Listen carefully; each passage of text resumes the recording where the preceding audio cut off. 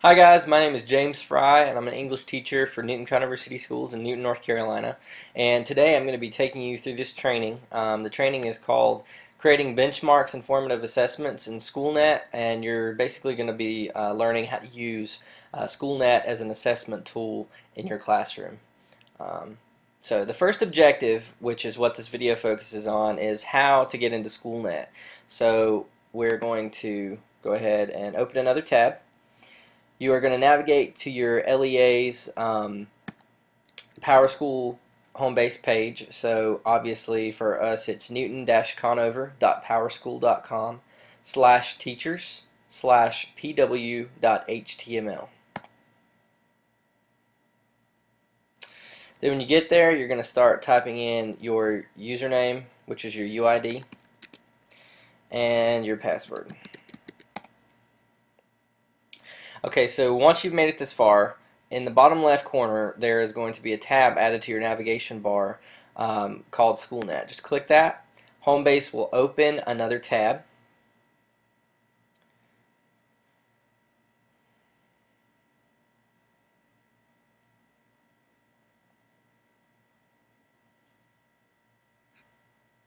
And as soon as this tab loads, you will be in Schoolnet. Now, sometimes there is an issue with Schoolnet being slow. That is being worked on. NCDPI has addressed this issue, and there's supposed to be dedicated staff who are focusing on speeding up Schoolnet this year. So as you can see, here's the main page in Schoolnet. As long as you're signed into PowerSchool, you should be able to access this directly. What you'll find is an overview at the top for school and district data.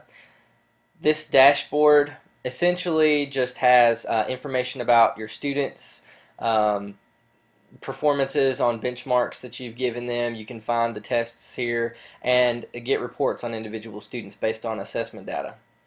And then for the second one here, Report Builder just creates custom reports. So if you've got specific fields that you want to include, like how did this student perform on every assessment throughout the class, how did they perform on one specific benchmark or on several different benchmarks, you can customize those reports, and the Report Builder will give those to you. And then this is where you access your saved reports. The second tab is Classrooms. So again, you're going to see some stratification of student performance here. It's going to show you by your benchmarks, by your standards, and by your skills, by the sections of your assessments split in your classes, how your students have performed. You can organize student groups in Schoolnet so that you can give different assessments to different groups. That's especially useful if you have given Form A and Form B tests, like if you have a resource class and you give your resource students a different exam than you give your mainstream students. The lesson planner is exactly what it sounds like. Very simple. You go in here and you schedule lessons, units, and materials just like you would in your lesson plan book. And then this particularly useful section is the instructional materials. That's not the focus of this training, so we won't be spending a whole lot of time digging into the existing instructional materials, but suffice it to say that the instructional materials that are here are very widespread. The state of North Carolina and all of its LEAs are adding to this as we go. All the things that you add into Schoolnet will become a part of this after it gets reviewed by a district representative.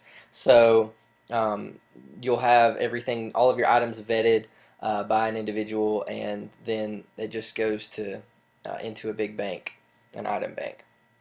And those are organized again by standards and things like that. And then you just have a curriculum manager here. Then finally, under Assessment Admin, this is where you'll actually be creating your tests and things. So obviously this button is to create test items, passages, and then rubrics for grading of those. Print is to print answer sheets for your students, etc. If you decide that maybe Schoolnet is down one day for maintenance and you're not able to access Schoolnet, you can print the assessments that you've already created. Comes with answer sheets. It's really simple. And then you've got a section where you can schedule, assign, and choose options. That's basically like trying to decide, if you have a pacing guide for your entire semester, what day do you want what assessment to start on, and then that way those assessments are not accessible to your students in each class in Schoolnet until the date that you want them to see it. So that'll help prevent student spying and sharing and things like that. View and score responses, that's basically where you use rubrics, writing passages, math problems where students are required to show their work. All of that goes into that section, and that's where you would score those. And then you can see here which students completed the assessments, which didn't. And then here's where you can find tests you have already created, or again, ones that are in the item bank or the test bank. So that is a quick overview of Schoolnet. So if you have any questions, please feel free to ask me, and we will proceed to the next objective.